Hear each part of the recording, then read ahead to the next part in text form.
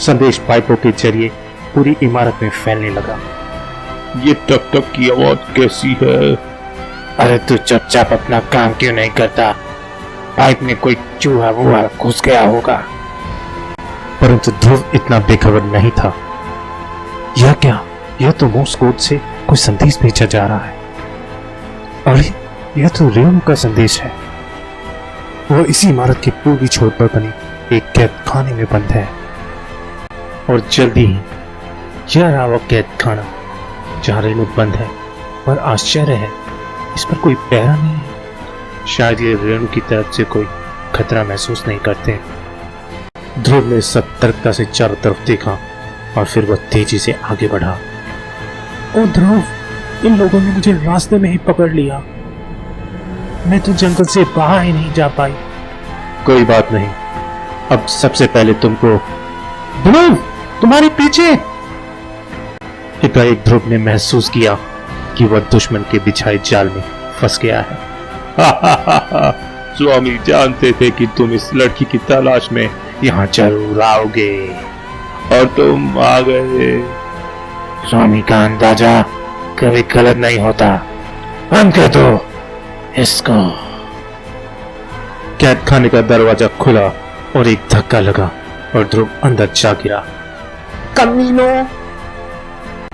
अब तुम दोनों यहीं सर सर कर मरोगे। दुनिया अब यह सही वक्त पर ही जान पाएगी कि हम कौन हैं, और यह कभी नहीं जान पाएगी कि हम कहां हैं। परंतु शहर में फोर्स तैयार है सर। वेरी गुड, उनको तुरंत चलने का आदेश दो। और श्वेता तुम? अरे श्वेता कहां चली गई? जब आप नहा रहे थे सर, तब श्वेता बेबी आइसक्रीम लेने चली गई। अजीब लड़की है यह तो। अभी अपने भैया के लिए इतनी परेशान थी और अब आइसक्रीम खाने निकल गई। खैर अच्छा ही हुआ। मैं खुद भी उसको इस खतरनाक स्थान पर ले जाना नहीं चाहता था। और शीघ्र ही अत्याधुनिक शस्त्रों से लैस स्पेशल पुलिस फोर्स जंगल की तरफ बढ़ चली। जंगल में आने वाली मुसीबत से बेखबर पशु मानव एकदम निश्चिंत थे। अगर वो लड़की भाग जाती तो हमारा अभियान शुरू होने से पहले ही खत्म हो जाता। तुमने वाकई कमाल का काम किया है बाज मानव शमिट। दोनों में से कोई नहीं जानता था कि दो आंखें उनको देख रही हैं। वो इसलिए क्योंकि मैं हमेशा सतर्क रहता हूँ और अब मैं फिर गश्त पर जा रहा हूँ। क्यों अपनी एनर्जी वेस्ट करते हो? अब यहाँ पर कौन आएगा? फिर भी हमें सतर्क रहना चाहिए। मैं अभी आता हूँ। और उस रहस्यमय साई को अपनी मंजिल तक पहुंचने में कोई दिक्कत नहीं हुई। ये मुल्क पूरी तरह निश्चिंत है। ये यह नहीं जानते कि इनकी मौत यहाँ आने के लिए चल चुकी है। पर ये इतने भी निश्चिंत नहीं है कि इमारत के पहरे में ढील देते। अंदर जाने का सिर्फ यही रास्ता है। इसलिए इन आदमखोरों की पूरी जमात को इमारत के मुख्य द्वार से दूर हटाना पड़ेगा। आग! आग लग गई! अरे दौड़ो, इस पर पंप से पानी डालो। जंगल की आग बहुत तेजी से फैलती है। आग तो बढ़ रही है, हम सब तबाह हो जाएंगे। ओह, नरसिंह भी यहाँ नहीं है। पता नहीं वो दिन होते ही रोज कहाँ चला जाता है। चुप, पानी डाल चुपचाप। अंदर। कैदियों को छोड़ो, जल्दी आओ, बाहर आग लग गई है। आग बुझाने वाले कम पड़ रहे हैं। क्या तुम यहीं रुको, निकटा, मैं जाकर इनकी मदद करता हूँ।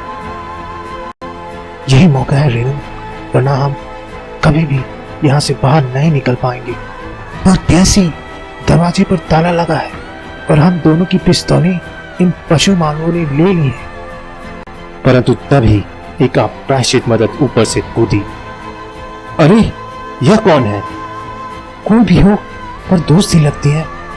और पहरेदार उछलकर सलाखों पर आ गिरा। ध्रुव आगे लपका। रेणु, तुम इसका दूसरा हाथ पकड़ो, मैं इसका पट्टा खोलता हूं। लेकिन भेड़िया मानव में अद्भुत ताकत थी। सुनो, तुम जो भी हो, इसके हाथ का पट्टा खोल दो। इसका मौका मैं दूंगा तब ना। उफ, इसमें तो वाकई अद्भुत ताकत है, लेकिन मैं भी इसके लिए तैयार हूं। उस मददगार का हाथ अपनी बेल पर गया और अगले ही पल भेड़िया मानव अपना सिर पकड़कर जोरों से चीखा। अब मैं इसे चाबी ले लूं तो यह मना नहीं कर पाएगा। आश्चर्यजनक, यह तुमने क्या किया? और तुम हो कौन? मुझे चंडिका कहते हैं। मैं समाज के दुश्मनों की कट्टर दुश्मन हूं और दोस्तों की पक्की दोस्त। ध्रुव ने शीघ्रता से भेड़िया मानव के हाथों से पट्टा उतारा। अरे, यह तो मनुष्य के रूप में आ रहा है। हाँ, इसका असली रूप यही है। ध्रुव का एक करारा कराटे चाप भेड़िया मानव की गर्दन पर पड़ा। अब यह हमें परेशान नहीं करेगा। आओ, अब पहला काम वह मशीनी कक्ष नष्ट करना है, जो इनके पट्टों को ऊर्जा सप्लाई करके इनको पशु मानव बनाए रखता है। मशीनी कक्ष? हाँ, नरसिंह ने मुझको अनजाने में ही यह रहस्य बता दिया। और चंडिका, तुमने उस भेड़िया मानव के साथ क्या किया था? पराध्वनि तरंगे यानी अल्ट्रासोनिक वेव्स मेरी बेल्ट में लगे इस यंत्र से